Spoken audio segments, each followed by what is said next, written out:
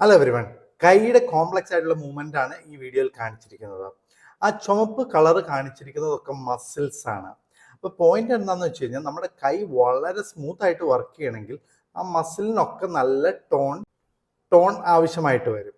പക്ഷെ ഇപ്പൊ സെർവൈക്കൽ കഴുത്തിന് എന്തെങ്കിലും ഡിസ്കിന്റെ ഇഷ്യൂസ് ഒക്കെ ഉണ്ടെങ്കിൽ ആ ഞരമ്പിനെ അത് ബാധിക്കുമല്ലോ.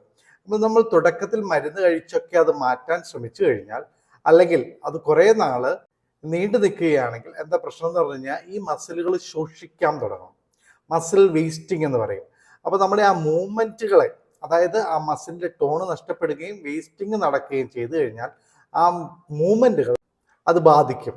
അതുപോലെ തന്നെ നമുക്ക് ഗ്രിപ്പ് നഷ്ടപ്പെടാനൊക്കെ ചാൻസ് ഉണ്ട്. ഗ്രിപ്പ്, അതായത് ഒരു സാധനം എടുക്കണമെങ്കിലൊക്കെ നമുക്ക് ഗ്രിപ്പ് ആവശ്യമുണ്ടല്ലോ, ആ ഗ്രിപ്പ് നഷ്ടപ്പെടാൻ ഒക്കെ ചാൻസ് ഉണ്ട്. അപ്പൊ ഇങ്ങനെയുള്ള പ്രശ്നങ്ങൾ നമ്മൾ തുടക്കത്തിലേ കണ്ടെത്തി ചികിത്സിക്കുകയും കൃത്യമായി ചികിത്സ ലഭിക്കുകയും വേണം.